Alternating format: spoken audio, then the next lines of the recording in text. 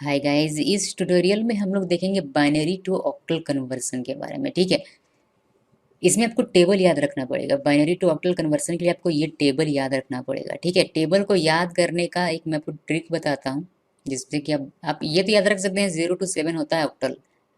लेकिन बाइनरी को याद करना थोड़ा सा मुश्किल है, देखने पर लगता है कि बहुत मुश्किल है।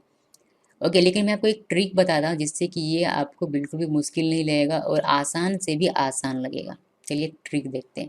सबसे पहले आपको 0 1 2 3 4 5 6 7 लिख देना है। उसके बाद क्या करना है देखिए, इसको अगर आप पहले कॉलम को देखें, इस कॉलम को अगर आप देखें तो आपको दिखाई देगा एक सीक्वेंस, यानी कि 4 टाइम 0 4 टाइम 1, ये एक सीक्वेंस बनाता है।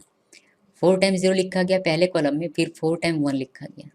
फिर अगर दूसरे कॉलम को अगर आप देखें तो 2 टाइम 0 2 टाइम 1, 2 टाइम 0 2 टाइम 1। फिर थर्ड कॉलम को अगर आप देखें तो आपको पता चलेगा कि 1 टाइम 0 1 टाइम 1, यानी कि 0 1 0 1 0 1। बस इतना ही लिखा गया इसमें, और बाइनरी में कुछ भी नहीं है। ठीक है, इसका मतलब ये हुआ कि फर्स्ट कॉलम में 4 टाइम 0 4 टाइम 1, यानी कि फोर फोर यहाँ लिया गया। फोर यहाँ हमारा एक मेजर रोल अदा कर रहा है। तो इस फोर को क्या किया जाता है कि इस फोर को 2 से डिवाइड कर दिया जाता है, और जो भी आता है जैसे कि 2 आया तो उसके नेक्स्ट कॉलम में उसी को लेकर चला जाता है। जैसे कि 2 time 0 2 time 1, 2 time 0 2 time 1।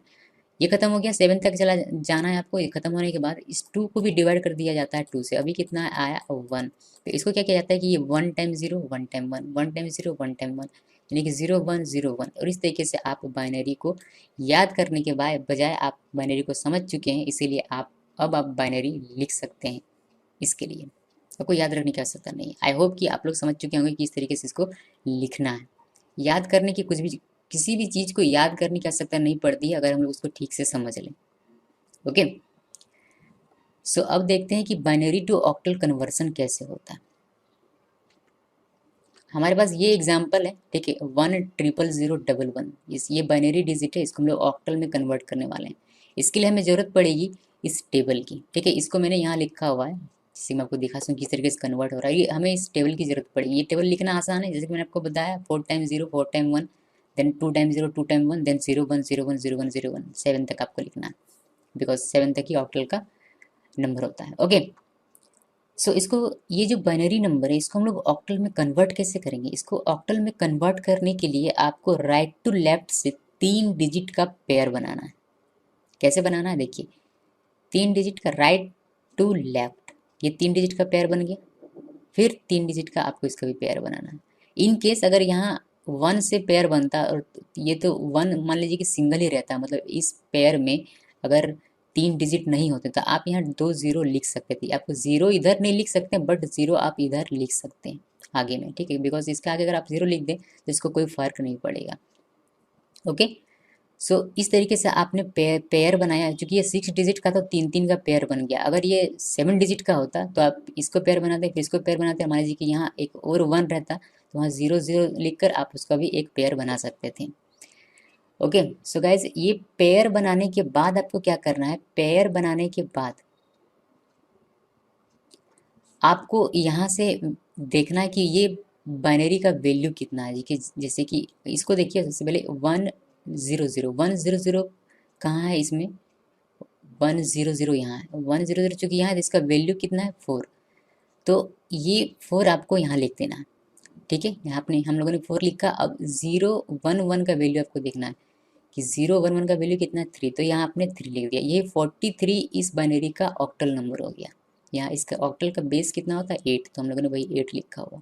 Okay, सो ये इजी है।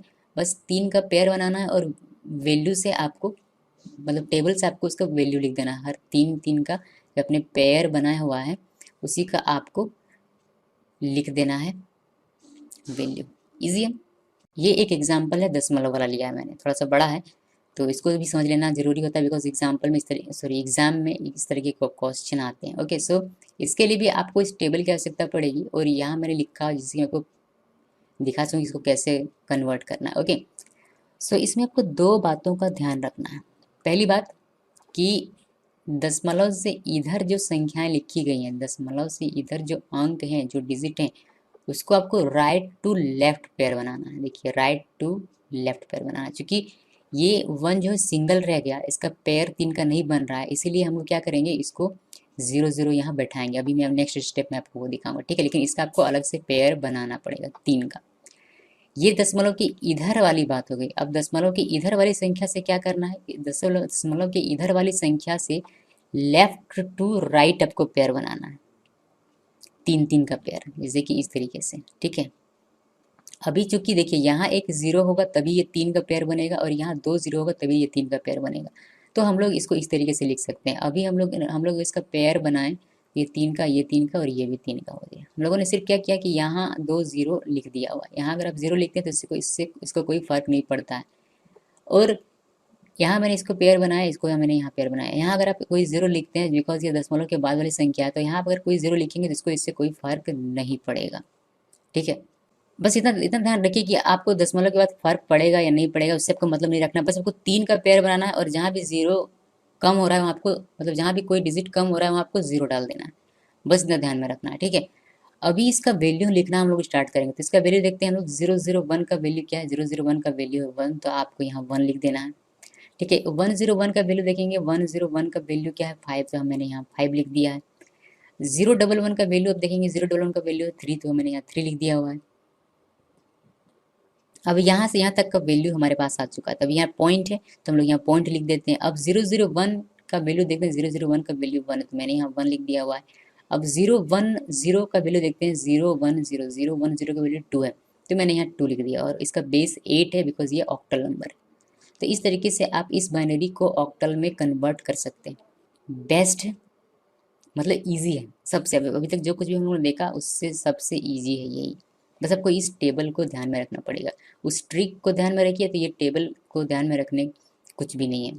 Okay guys, then thanks for watching this video.